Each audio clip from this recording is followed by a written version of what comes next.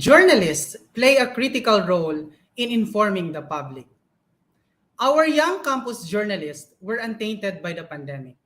In today's world full of fake news and trolls, we need more young journalists to combat fake news and uncover the truth. Those who want to control and suppress journalistic freedom will always realize that a pen and paper are more powerful than a sword. Good afternoon, everyone. Welcome to Isulat Mo 2022, the Pasay City Schools Press Conference and Contest.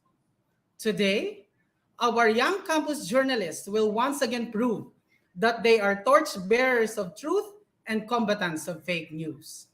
To start with, let us all stand for the Philippine National Anthem to be followed by doxology and Pasay March through AVP.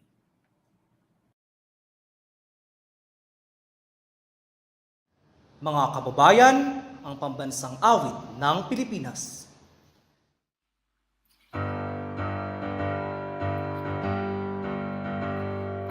Bayang magiliw, pero sa silanganan, harap ng puso, sa dibdib mo'y buhay.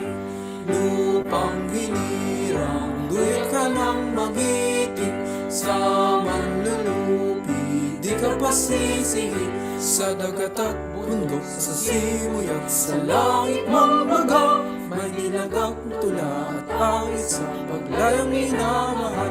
Ang kiskat ng watawat mo'y tagumpay na nagdidingding. Ang bituin na araw na kailan pa may di magdidilim. Lupa ng araw na walhati pagsinta, buhay langit sa piling mo. Aming ligaya na pag may mag-aapi, ang matay ng dahil sa'yo.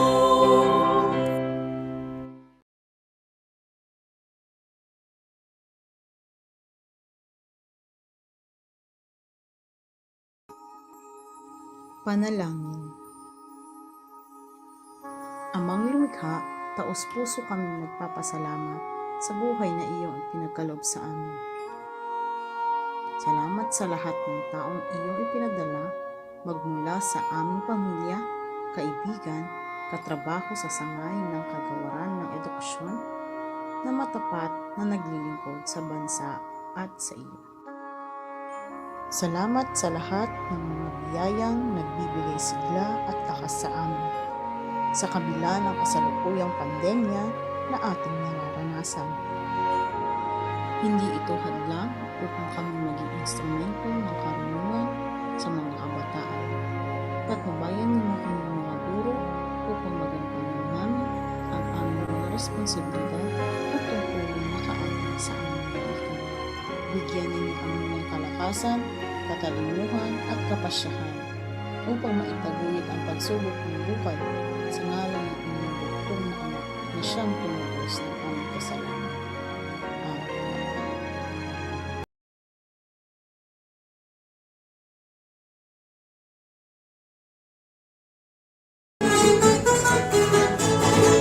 Mabuhay lungsod ng Pasay, pelas na pamahilaan. Pangalan kaunlaran sa lahat ng larawan. Mabuhay lungsod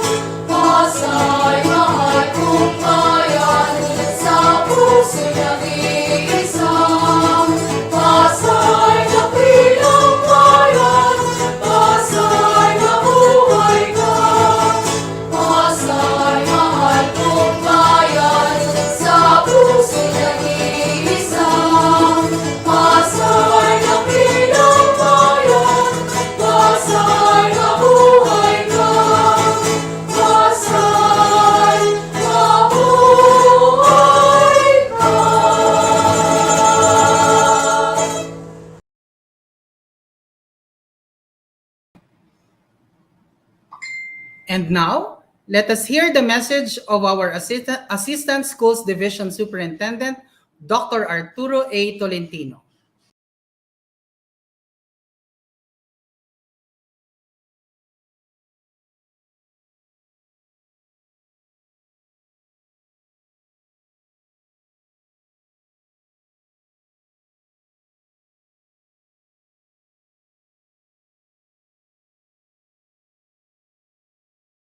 Everyone, to our dear and very supportive SDS, Dr. Loretta Vitor Campos, SO5, to the Chief of Curriculum Implementation Division, Mr. Librado F. Torres, to the supervisors, PSDSS, principals, teachers, teacher coaches, and of course to our dear students who will be participating for today's event.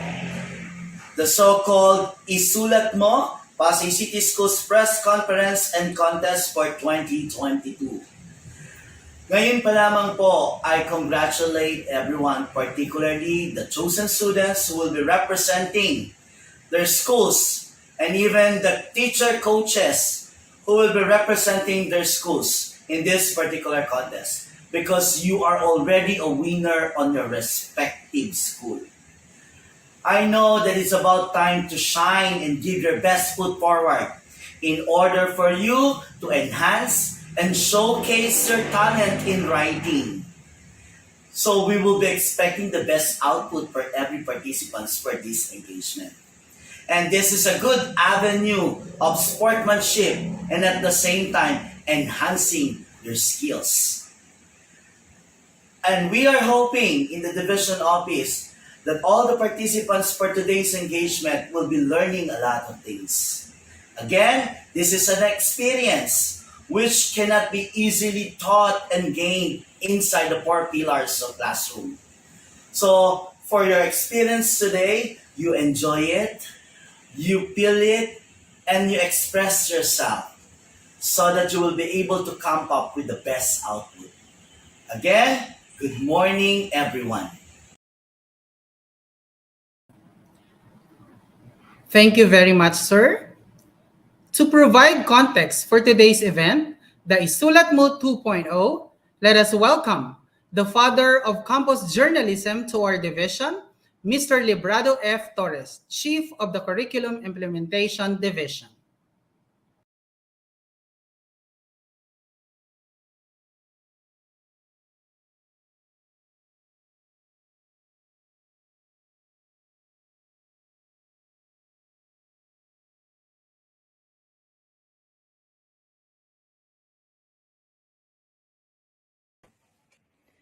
To the very inspiring leaders of Pasay City Academic Intelligentsia, our highly esteemed Schools Division Superintendent, Dr. Loretta Vitor Campos SO5, our energetic Assistant Schools Division Superintendent, Dr. Arturo A. Tolentino, to the brains of this worthy endeavor, Dr. Imelda V. Bukirin, our Education Program Supervisor in English, and Mrs. Evelyn Ramos, Public Schools District Supervisor and in charge of Filipino.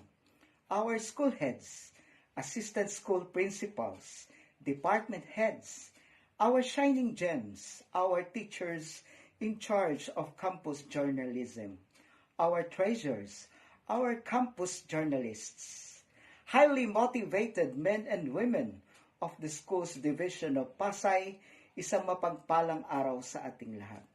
Magandang buhay.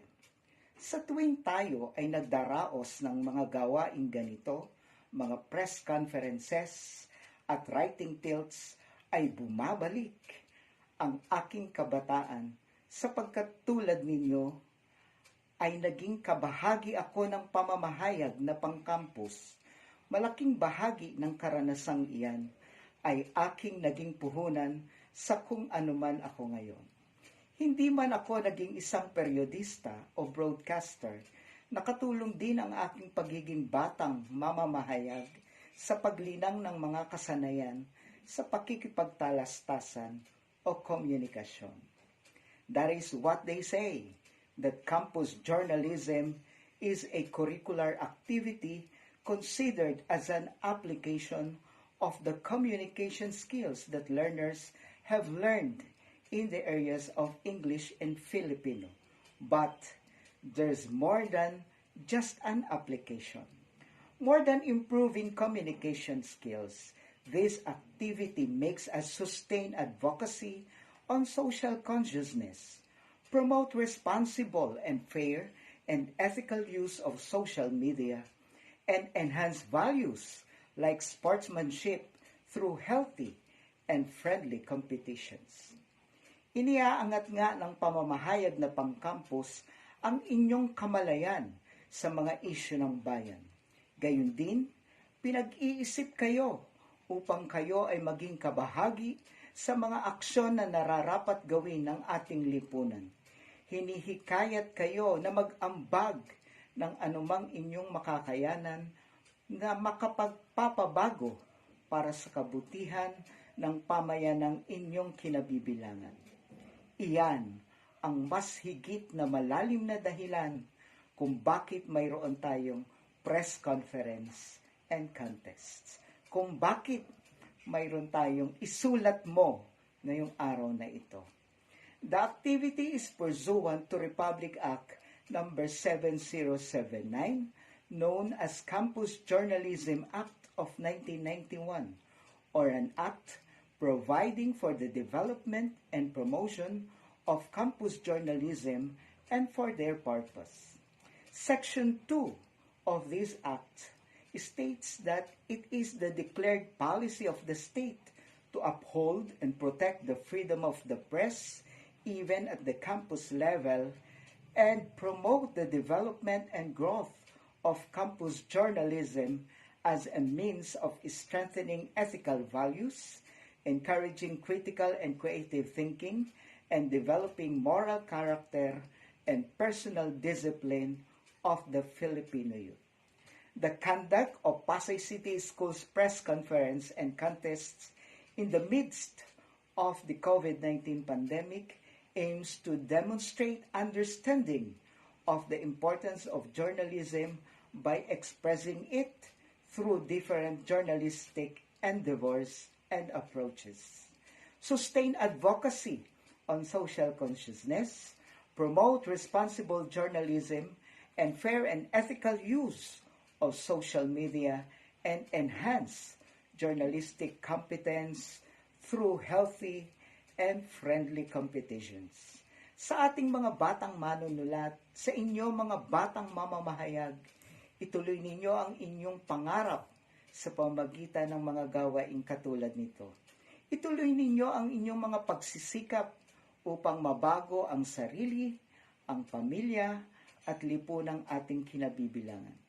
Sa ating mga guro, ipagpatuloy din natin ang ating pagiging kaakbay ng mga batang ito sa kanilang mga paglalakbay, sa lahat ng ating mga mithiin para sa kanila, para sa ating mga kabataan at para sa ating minamahal na bayan, kasihan nawa tayo ng poong may kapal.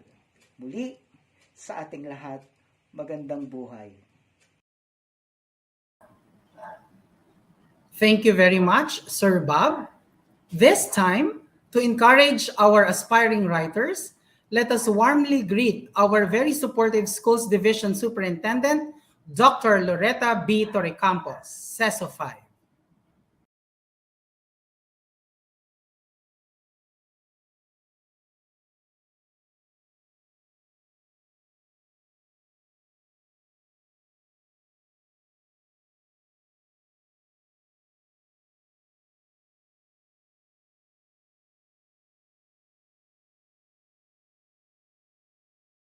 A wonderful day to all the participants of the Isulat Mo, Pasay City Schools Press Conference and Contest.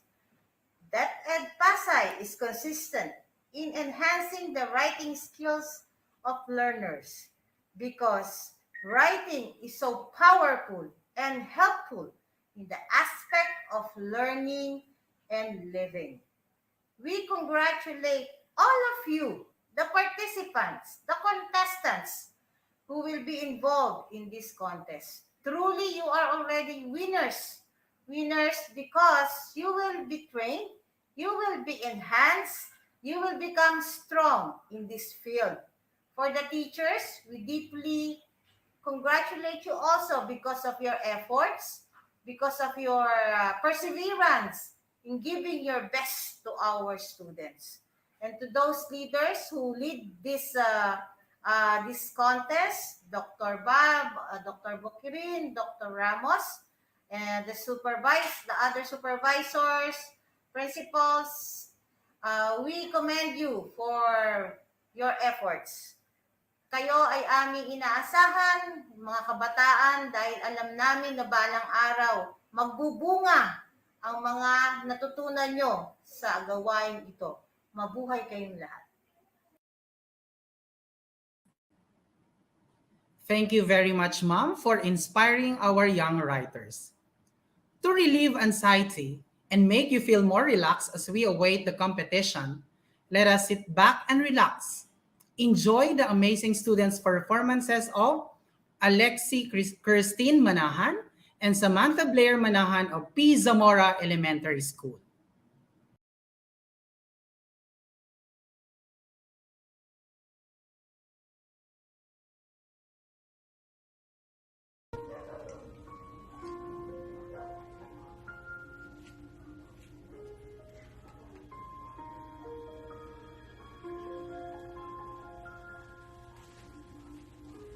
I'm trying to hold my breath. Let it stay this way. Can't let this moment end. Instead of a dream in me, getting louder now. Can you hear it echoing? Take my hand. Will you share this with me? 'Cause darling, without you, all the shine of 1,000 spotlights, all the stars we steal from the night sky will never be enough, never be enough. Hours of gold are still too little. These hands could hold the world, but it'll never be enough, never be enough. For me, never, never, never, never, never. For me, for me. Never enough, never enough, never enough. For me, for me, for me. All the shine of 1,000 spotlights, all the stars we steal from the night sky will never be enough, never be enough. Thousands of gold, they're still too little. These hands could hold the world, but it'll never be enough, never be enough.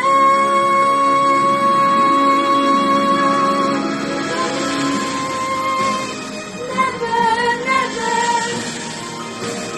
never, never, never. For me, for me.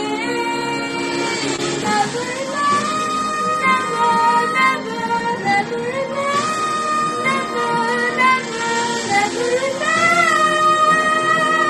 For me, for me, for me.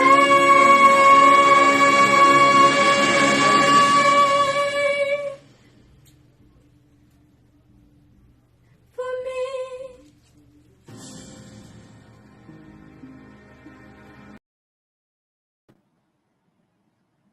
Thank you very much to the Manahan sisters for that lovely performance.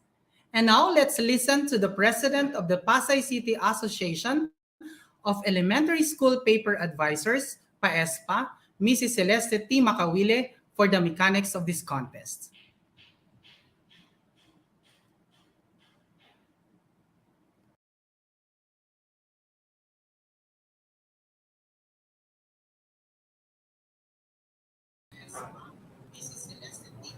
Okay. To our esteemed Schools Division Superintendent, Dr. Loretta B. Torrecampo, CESU 5. To our supportive Assistant Schools Division Superintendent, Dr. Arturo A. Tolentino. To, according to Sir Errol, to the father of journalism in Pasay, Sir Bob Torres. To our education program supervisor in English, Ma'am Amy Bukarin, and of course, the OIC in Filipino, and at the same time, PSDS of Cluster 10, Ma'am Evelyn Ramos. To my fellow educators, ang mga bida po sa hapong ito, campus journalist, isang mapagpalang hapon po sa ating lahat. Here are now the mechanics of the contest. So each category shall have meeting room via Google Meet app, which will be given by TWG. After the program, there will be an orientation or simulation for the elementary and secondary, after which they will proceed to the link for the lecture and contest proper. Secondary will go directly to the link provided for the lecture and the contest proper. Contestants are given 90 minutes or 1 hour and a half to finish and upload their works. Learners from secondary school shall encode in MS Word and convert to PDF file before uploading in the drive that shall be provided. Learners from elementary school shall write their articles on white pad paper and shall upload photos to those of those to the drive that shall be provided. Cartoonists, both in the elementary and secondary levels, upload photos for their finished cartoons on a separate drive to be provided, of course, by TWG. In photojournalism, the campus journalist can use any DSLR or digital single lens reflex, digital camera, point and shoot, and can also use smartphones. High-end cameras are not allowed in the said contest. Topic will be given after the lecture. After the photo shoot, the campus journalists shall upload 3 photos in PDF format together with the caption. Photo caption should be written in complete sentence. The photojournalist will be given 1.5 or 90 minutes also to take pictures, write their caption, and upload. In sports writing, sports writer will watch the a video clip, after which they will be given also 1.5 hours or 90 minutes to write their articles on a white pad paper, take picture of their outputs, and upload photos of those to the drive that shall be provided. The TWGs will print the outputs and be handed to the facilitator or judge. Okay, now, here are now the assigned number which shall be written on your paper or output. Villamor Air Base number 1. Pakitandaan mga bata makinig ng mabuti, tandaan yung number ninyo. Do not write your name, okay? Number lang. Once again, Villamor Air Base number 1. Don Carlos Elementary School 2, Tipa S Elementary School 3, P. Zamora Elementary School 4, Marcelo Elementary School 5, P. Burgos Elementary School, 6. Gotamco Elementary School, 7. Epifanio del Santos Elementary School, 8. Juan Sumulong Elementary School, 9. Jose Rizal Elementary School, 10. Maricaban Elementary School, 11. Coneta Elementary School, 12. P. Villanueva Elementary School, 13. Rafael Palma Elementary School, 14. Bernabe Elementary School, 15. Kalayaan Elementary School, 16. Andres Bonifacio, 17. Apelo Cruz, 18. And Rivera Village, 19. For secondary, Pasay City West High School, 1. Pasay City South High School, 2. Pasay City National Science High School, 4. Pasay City East High School, 5. President Corazon Aquino National High School, 6. Kalayaan National High School, 7. And Pasay City North High School, 8. Okay. Sana po clear lahat, mga bata lalo na. So, thank you once again. Good afternoon.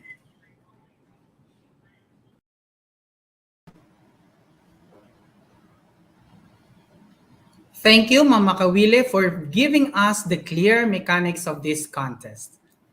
This time, Miss Margarita J. M. Trinidad of Pasay City National Science High School will lead us to the journalist creed.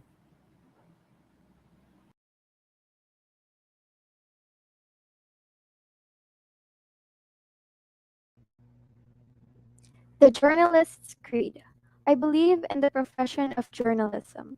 I believe that the public journal is a public trust, that all connected with it are, to the full measure of their responsibility, trustees for the public, that acceptance of a lesser service than the public service is betrayal of this trust.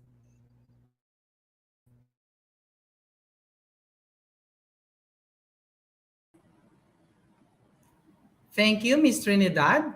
And to introduce the facilitators and judges of our contest, let's welcome our Division English Supervisor, Dr. Emilda V. Bukirin. Thank you, Sir Errol.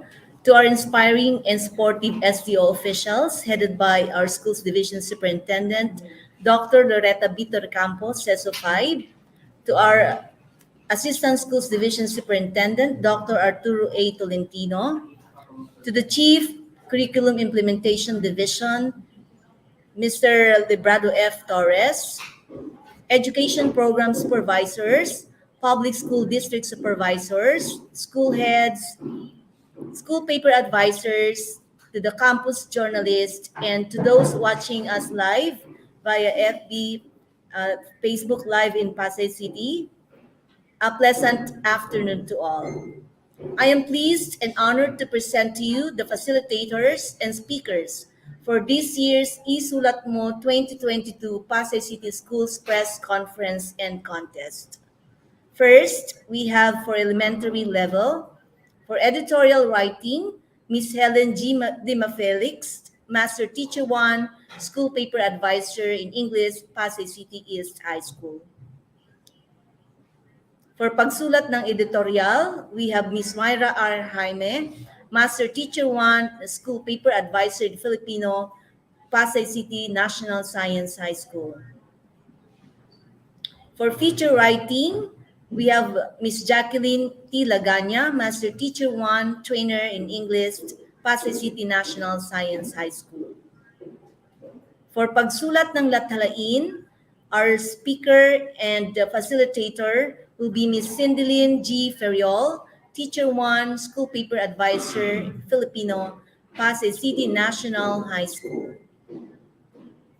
For sports writing, elementary and secondary level, We have Mr. Roberto A. Diaz, former school paper advisor, former PAESPA president, award-winning trainer in sports writing, division, regional, and national level.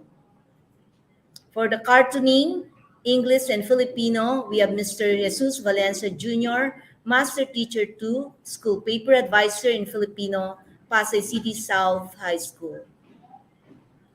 Our facilitators for secondary, we have for editorial writing, English and Filipino, Mr. Errol John P. Ruiz, Master Teacher 2, School Paper Advisor in English, Marcelo Elementary School. For feature writing, Mr. Jojo A. Quiniano, Master Teacher 1, School Paper Advisor in English, Epifanio de los Santos Elementary School. For pagsulat ng lathalain, Ms. Julieta O. Timoat, Master Teacher 2, the School Paper Advisor in English at Juan Sumulong Elementary School. For photojournalism, English and Filipino, Mr. Mark Anthony T. Makawili, Deputy Nurse 2, photojournalist from elementary to secondary. For cartooning, English and Filipino, Mr. Elio Banog, Master Teacher 2, cartooning, English and Filipino from Timoteo Paez Elementary School. So we have pool of brilliant facilitators and speakers installed for everyone. So good luck, dear contestants, and again, good afternoon.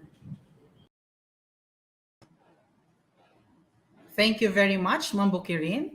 And finally, to end our opening program, let's listen to Ma'am Evelyn R. Ramos, Public Schools District Supervisor, Cluster 10, and Officer in Charge, EPS Filipino.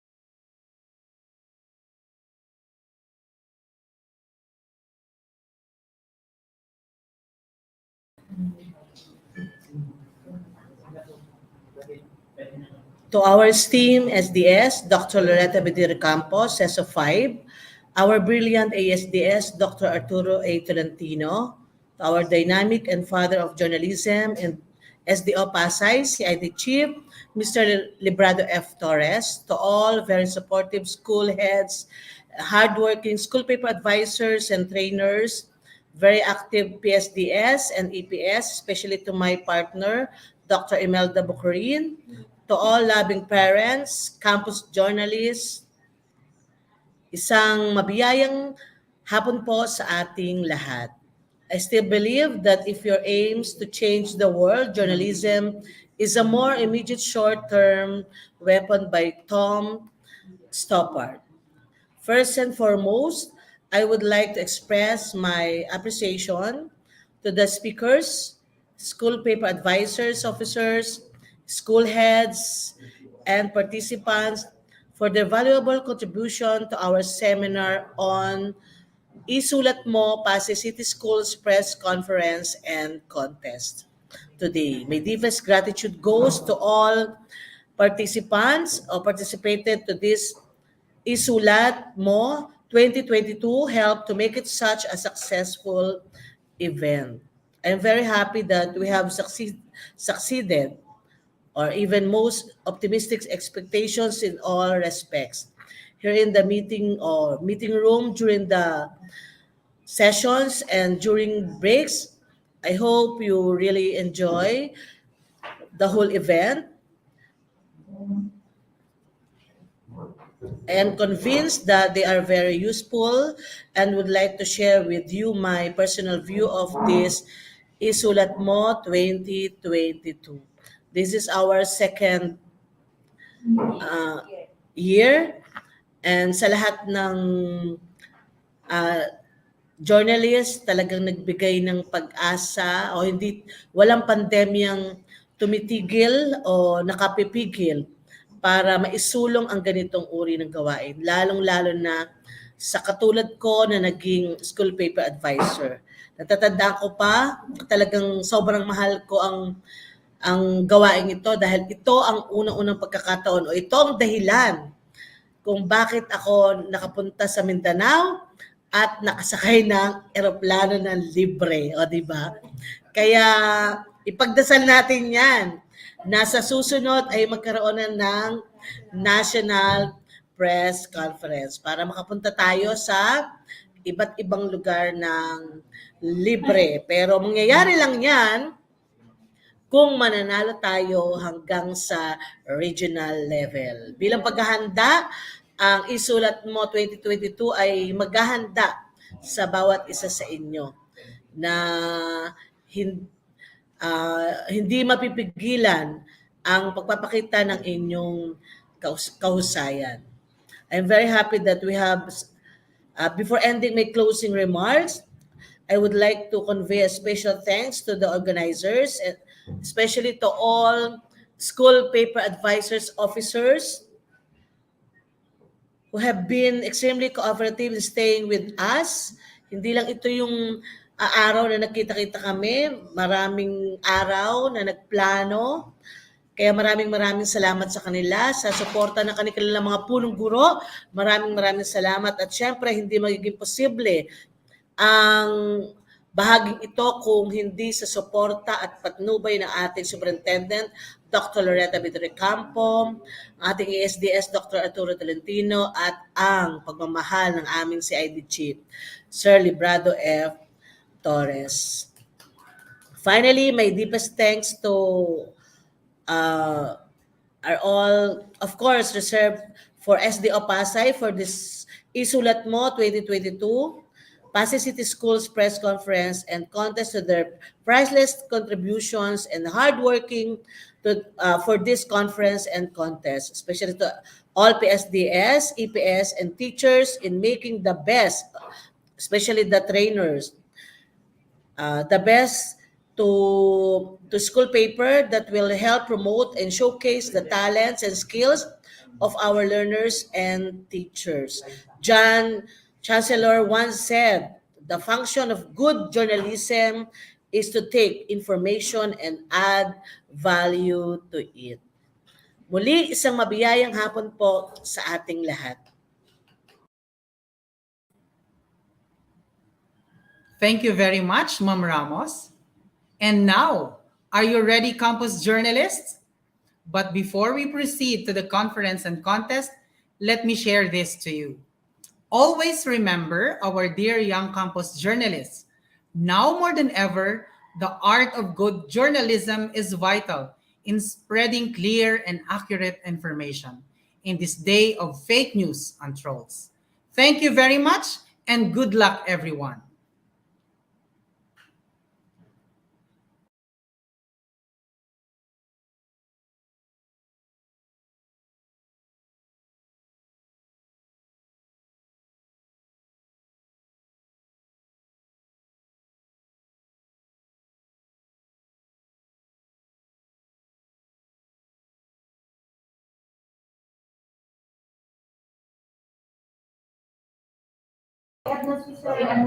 All right. Good afternoon, everyone. I am Mr. Mark Raniel Balala and part of the Technical Working Committee. So how will we go to the meeting links? No, first, the Google Meet links are given to your school paper advisors. Ang mga Google Meet links ay ibibigay sa inyong mga school paper advisors per school para makinig sa lecture ng mga judge. Pangalawa, the Google form links where you will send the output are also given to your school paper advisor. Ang mga Google form links na pagpapasahan ng inyong mga outputs ay ibibigay rin sa school paper advisors. 3, the Google form links are gonna close at exactly 4:30 p.m. Ang mga link ay magsasarado sa eksaktong 4:30 p.m. Note, siguraduhin na maipapasa ito sa tamang oras at link na naaayon sa inyong kategorya. Good luck, writers. Thank you.